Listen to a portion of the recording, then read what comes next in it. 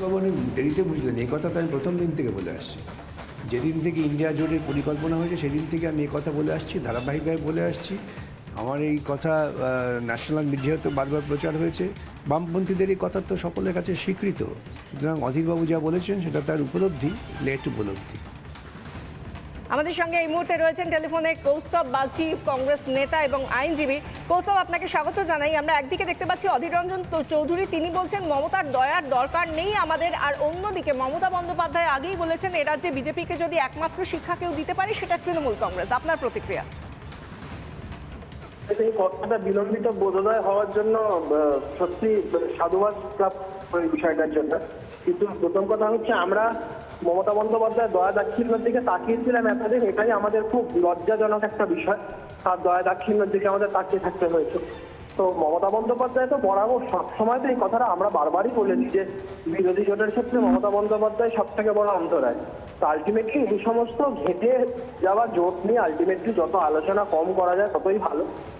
Congress independently লড়লে, তার নিজের stand নিয়ে থাকলে সেটা অনেক বেটার হতো।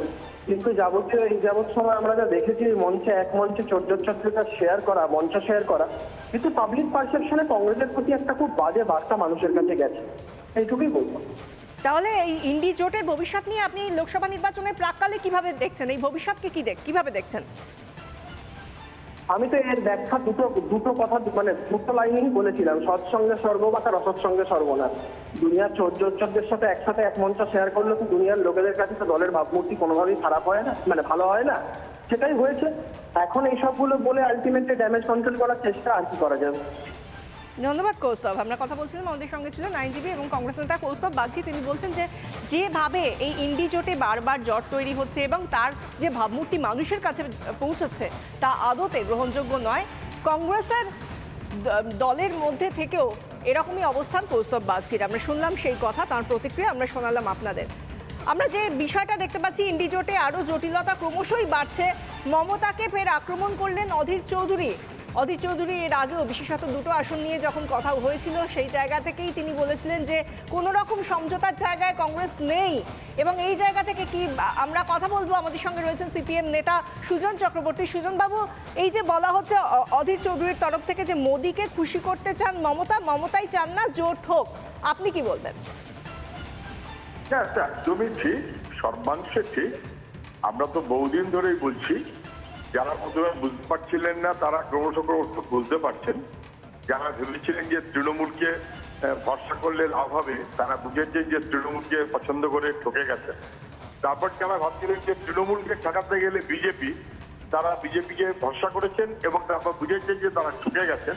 কারণ তৃণমূল যা হয়ে রয়েছে, তো গোটা নবান্নের বাহিনীতে জেলে থাকার কথা।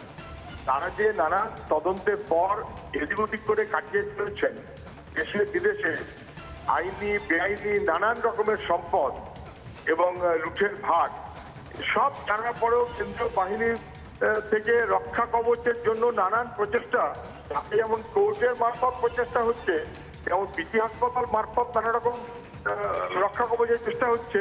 তারপর শেষ মিটিংয়ে দিল্লি গাইডলাইনের মিটিং, মোদি এবং দিদির মিটিং, মোদি এবং দিদির মিটিংয়ের পরে জল ঢেলে গেল, আপাতত দিদি এবং তার বাহিনী ভালো থাকলো। এই যাতে চলছে, মোদিকে খুশি করে মমতা ব্যানার্জির বাহিনী যে চলে, আমরা বহুদিন ধরে এই কথাটা বলছি। তাহলে সেই জোটে তো আপনারাও রয়েছেন, মধ্যে সেটা সেই জোটে তো আপনারাও রয়েছেন, আপনারা বহুদিন ধরে বলছেন, অথচ সেই জোটেই তো আপনারা আছেন যেখানে মমতা বন্দ্যোপাধ্যায় রয়েছেন। জোটে কার সাথে জোটে? আরে কিছু মনে করবেন না, আপনাদের মধ্যে কেউ বলে দিয়েছে যে জোট বলতে, কিসের জোটে আছি আমরা? আপনারা ইন্ডি জোটে নেই। ভারতবর্ষে কোথাও কি তৃণমূল আছে নাকি পশ্চিমবাংলার বাইরে? তাহলে ইন্ডিয়া জোটে তৃণমূল কেন আছে তারা তাদের জিজ্ঞাসা করুন। পশ্চিমবাংলায় যেখানে তৃণমূল আছে সেখানে আমরা তৃণমূল এবং বিজেপি বিরুদ্ধে, এদের কতবার বলা হয়েছে কে জানে না। কারণ সন্দেহ আছে নাকি যে যখন সর্বভারতীয় অ্যালায়েন্স তৈরি হচ্ছে তখন কি তৃণমূল থাকছে না? সুজন বাবু, তৃণমূল নেই, থাকবে না, গোটা দেশে নেই। তৃণমূলের কাজ নরেন্দ্র মোদীকে খুশি করে চলা, তৃণমূলের কাজ ওদের রাম মন্দির হলে এদের জগন্নাথ মন্দির করা। এটা পশ্চিমবাংলার রাজনীতির সঙ্গে বলে না। হ্যাঁ, মোদীজির সাহায্য আছে, হাতে তৃণমূল চলছে, ধন্যবাদ। মোদীকে খুশি করেই চলছে।